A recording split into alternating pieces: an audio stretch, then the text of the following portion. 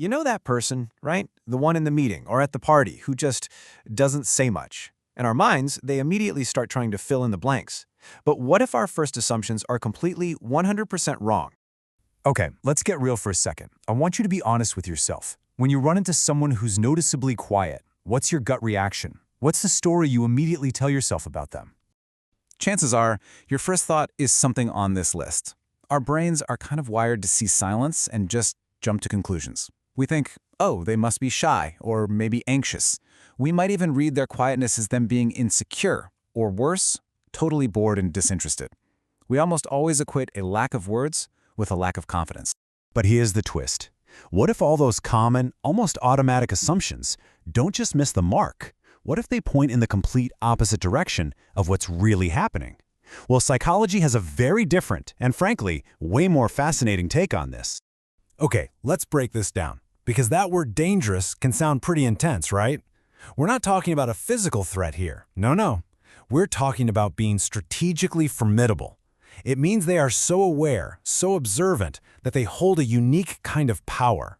The quiet person isn't tuned out, they are tuned in on a level that most of us completely miss. So, how does this actually work? What's the psychological engine driving this silent power? Well, it all boils down to the real reason we communicate in the first place. Look, on one side, you have the person who talks a lot. And often, their core motivation is to get validation. They want to be heard. They want to be agreed with. They're broadcasting their thoughts to fill up the social space. But the observer? Oh, they're playing a totally different game. Their goal is to seek information. They're not broadcasting, they're collecting data. They're busy analyzing the entire social dynamic that's unfolding right in front of them. And this is not a passive thing. The technical term for this is information-seeking behavior, and the keywords here are active and intentional. This isn't about zoning out. It is a conscious choice to observe and listen so you can get a complete 360-degree view of what's happening before you decide to act. It's about deep understanding, not just a surface-level reaction. And this approach, it gives them a massive cognitive advantage. Seriously. While everyone else is busy worrying about what they're going to say next, the silent observer is doing something called deep processing. They're connecting the dots between what's being said and what's not being said. They're noticing body language, picking up on the subtext, all without the mental static of trying to formulate a response. So how does this psychological state turn into a tangible, powerful tool?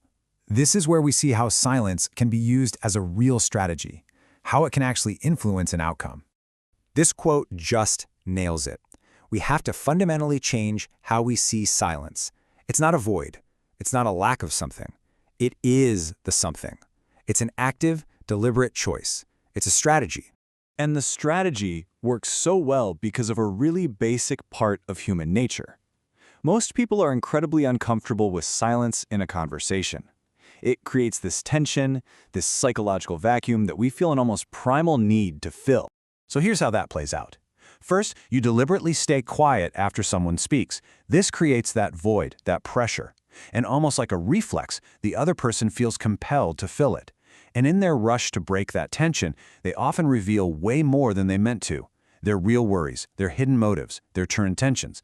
You get all of this valuable intelligence, and you haven't had to say a single word. Okay, so let's pull all this together. What's the big idea here? This is about more than just being quiet.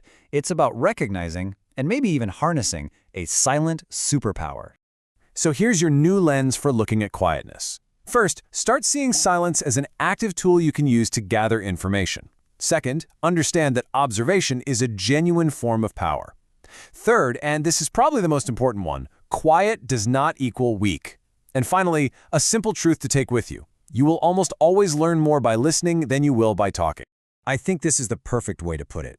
In any situation, the quiet person isn't sitting at the table empty-handed. Not at all. They are patiently watching everyone else play their cards, and by doing that, they're quietly collecting all the information they need.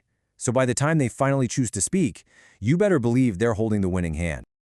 So I'll leave you with a challenge. The next time you're in a conversation, a negotiation, a team meeting, even just a chat with a friend, try it. When there's a pause, just resist the urge to fill it. Just wait, see what happens. What hidden truths might you uncover just by choosing to say nothing at all?